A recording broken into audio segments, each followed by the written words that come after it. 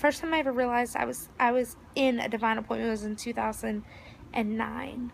It was December. I was in downtown Disney. We were waiting in line for Santa Claus, so the girls could see Santa Claus. Santa had fallen asleep in the stroller, and baby Solomon had to nurse. And Disney has all these amazing benches, and so I took his blanket and I went over and I sat on a bench, and I had on a hoodie with a shirt underneath, so I unzipped my hoodie so my back was covered, my side, and I put the blanket up around Solomon's face. I was completely covered, modest. I am extremely modest. And so this little boy walked up to me and he said, "Hey, why do you have your baby under there?"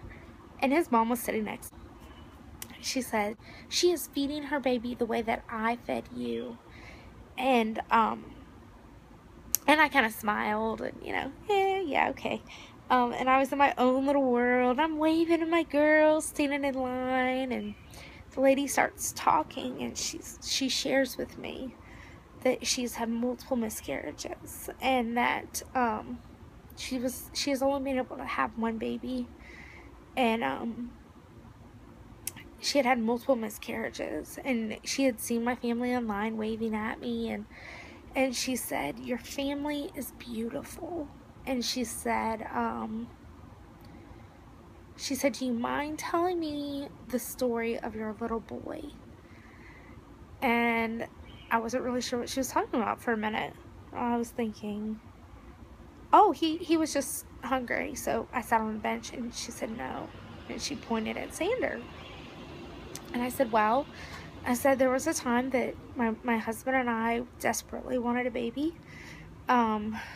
And we felt the call of adoption on our heart. We believe James 1:27, where it says that Christians should care for widows and orphans." And I said, "No, I don't feel like everybody is called to adopt, but we are all called to care for widows and orphans." And I said, "But my husband and I did feel the call." And so we started the process in Georgia, and we moved to Virginia in the middle of it. And I still didn't know I was in a divine appointment. And the lady said, "Oh, Virginia, what part?" And I said, "Richmond."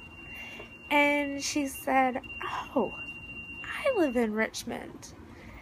And I got goosebumps. And I just remember thinking, this lady is from Richmond, Virginia, which is my hometown, my current hometown, or was at the time. And she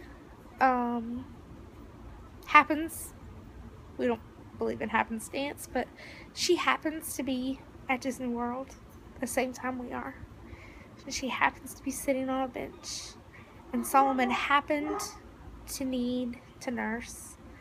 And out of all the benches down here in downtown Disney, I happened to choose the one that had somebody at it. And if you know me, you would know that I would choose a bench that was empty, because I was nursing and I wasn't that comfortable nursing back then.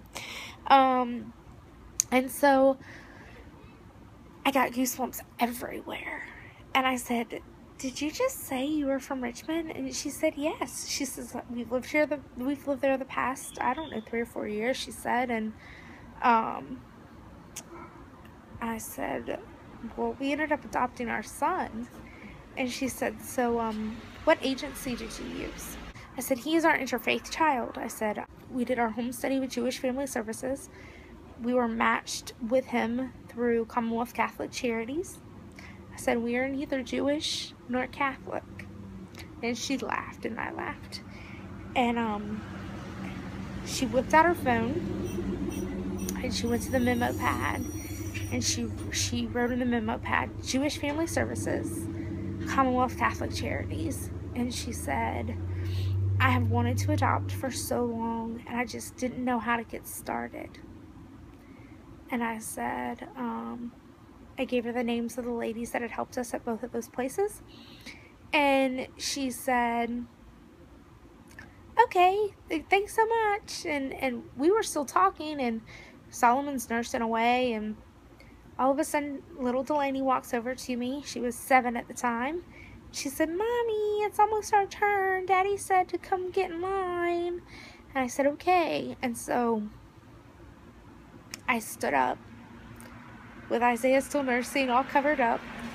And I started to walk away. And I thought, I should get her name or her Facebook or an email address or phone number or some way to get in touch with her and follow up and let her know that we're praying for her and all this good stuff. And I turned around and she was gone. There was no lady on the bench when I got done. And so I walked over to Brandon and I said, did you see the lady on the bench? And he said, what lady on the bench?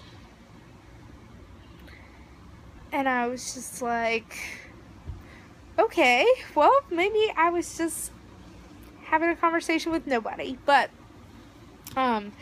so that has been, that was the first time I ever had what I consider a divine appointment, where I was supposed to be, when I was supposed to be there, sharing exactly what God had laid on my heart to share, and that it benefited somebody greatly.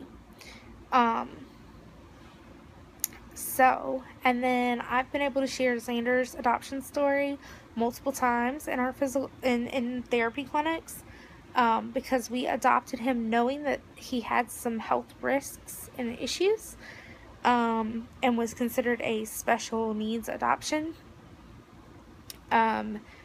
which our caseworker always laughs because I say that every adoption should be considered special need, because their special need is to have a family, and have somebody to go to bat for them, and not every child has that. I have a lot of friends that have adopted overseas, and they've adopted internationally, and just this week, 16-year-olds were put out on the street by, did you see that? That was probably Xander. 16-year-olds were put out on the street who did not have a family and had not matched. They were released from their orphanages, put on the street with no job skills, very little education, and they are now expected to figure it out. So orphan care and adoption has always been really, really heavy on our heart.